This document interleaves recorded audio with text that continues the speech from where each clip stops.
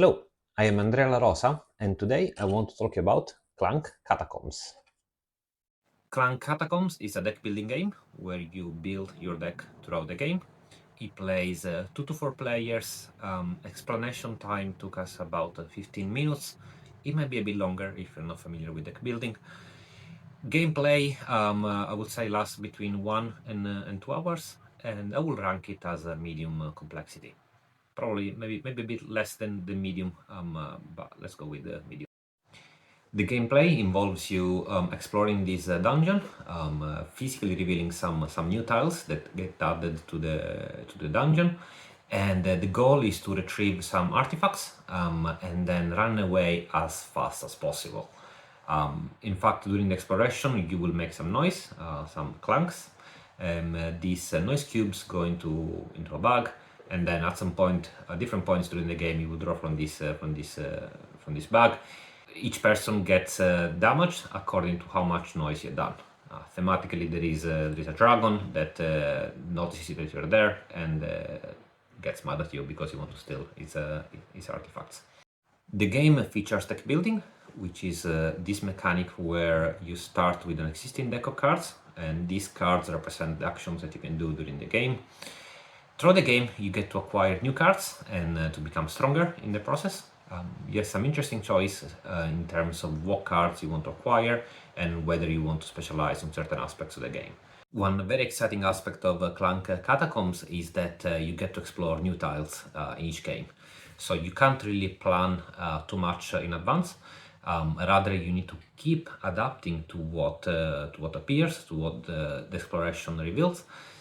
And this means that each game is very dynamic, full of surprises, and also no two games are really the same.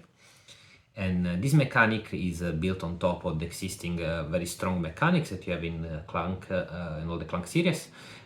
Specifically, the constant tension that you have in every single game of Clank, where you place these Clank cubes into the bag, and you have to find that balance between not overextending and making too much noise. And then you have that last decision on when is the right moment to get out of the dungeon before it's too late. Literally every single game of Clank that I played has featured that tension until the very last turn, which is something that I don't think I've seen in any other game, at least not done in such a way. One tiny dislike that I have with this game, which is that one single turn for a player can take significantly long, especially if players are not very experienced. This is caused by the exploration of new tiles.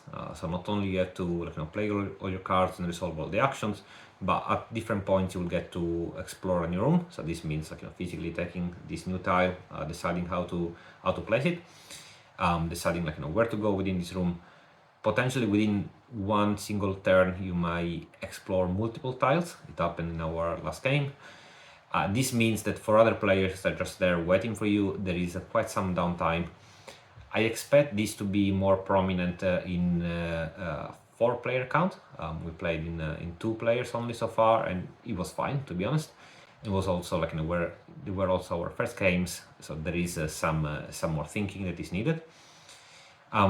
But this, for instance, makes me a bit less likely to want to play this version of the game. If I was playing in 3 or 4 players, I'd rather play classic Clank. All in all, I find this to be an exceptional game. The designer Paul Dunn has done some other amazing work, for instance Dune Imperium, which I also really enjoy, and yeah, I would really recommend checking this out. If you played it, I would be very curious to hear how you liked it, and if you also felt that downtime was a bit of an issue for you, or maybe you were okay with it.